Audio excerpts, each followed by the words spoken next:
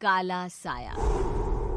यूं तो बनारस घाट अपनी खूबसूरती के लिए बहुत प्रचलित है, पर घाट के किनारे कई राज लिए बैठे हैं। ये कहानी शुरू होती है बनारस के घाट के पास बने ममता निवास से, जहाँ प्रिया लाल जोड़े में ममता के घर उसकी बहू बनकर आती है। आओ आओ बहू, घर को अपने पैरों से पवित्र करो। ममता घर की दहलीज पार कर ही रही होती है कि अचानक एक बहुत गंदी सी बास पूरे घर में फैल जाती है।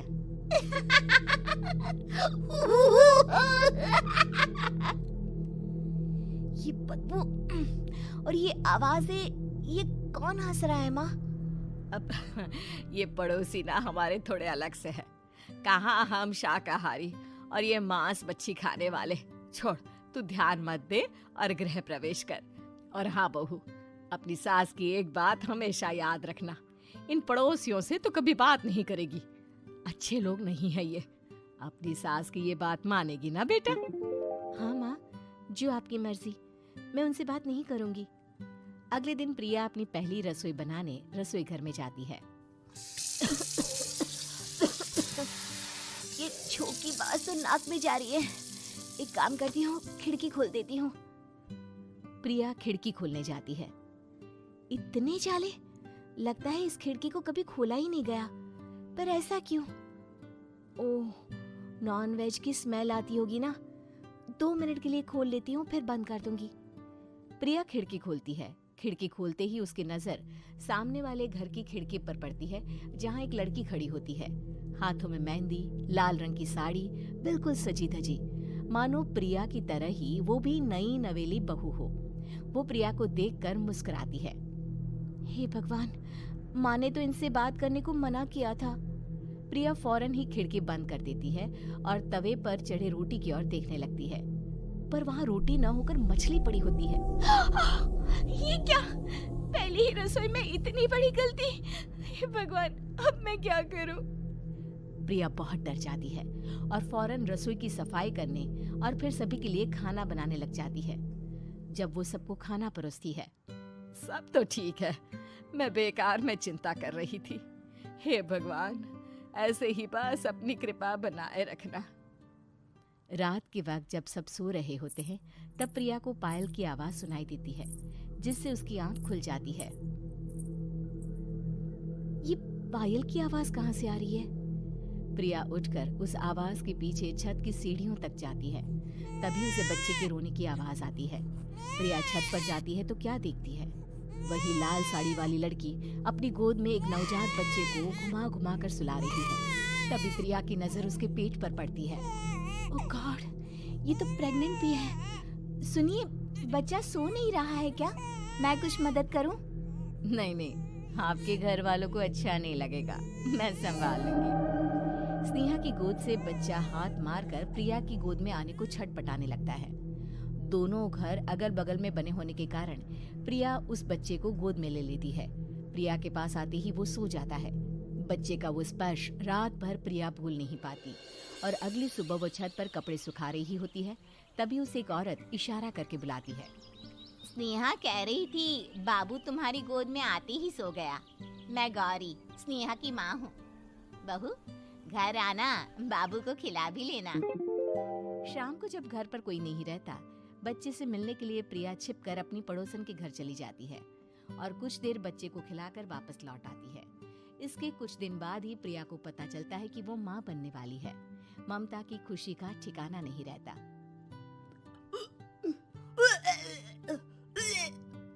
माँ जी, पता नहीं क्यों उल्टी आ रही है। प्रिया भागती हुई वॉशरूम में जाती है तो हरे और लाल रंग की उल्टी करती है। उस उल्टी में से कीड़े निकलते हैं।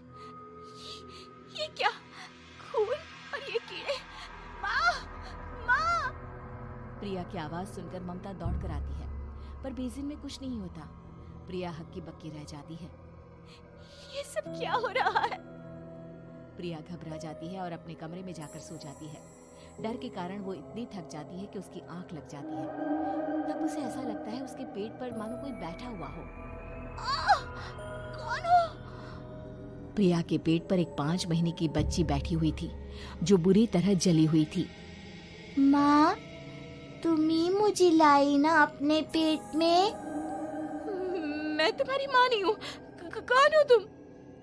माँ, देखो मैं जल गई बुरी तरह से। 6 महीने पेट में रहने को भी मुझे नहीं मिला। सहला दो ना माँ। बचाओ, बचाओ, माँ।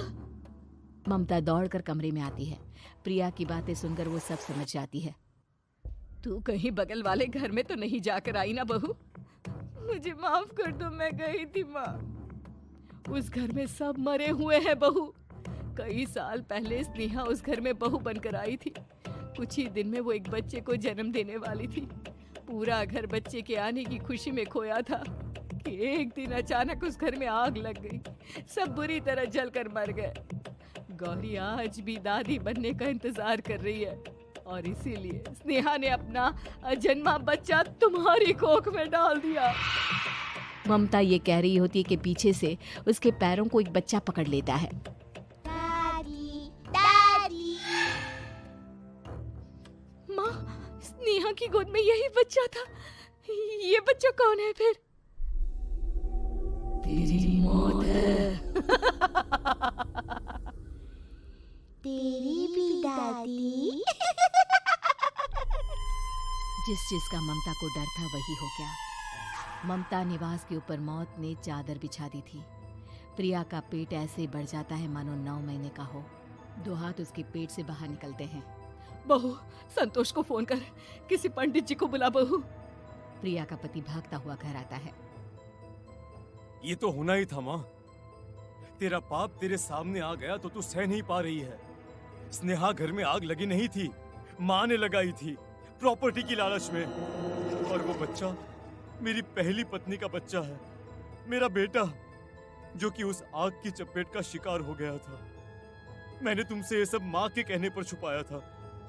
मुझे माफ कर दो प्रिया। तुम अगर चाहो तो यहाँ से जा सकती हो। मैं तुम्हें किसी भी बंधन में रखना नहीं चाहती। मेरी शादी हुई है आपसे, मैं आपको छोड़ नहीं सकती, पर उससे पहले हमें स्नेहा, उसकी माँ और बच्चे की आत्मा की शांति करवानी होगी। संतोष और ममता गौरी के घर जाते हैं। अंदर सब कुछ जला हुआ होता है। जमीन पर जली हुई लाशें बिखरी हुई थी। ममता रो रो कर अपनी करने की माफी गौरी से मांगती है। प्रिया स्नेहा के घर वालों का अंतिम संस्कार करवा देती है और ममता निवास फिर से आत्माओं के साए से मुक्त हो जाता है।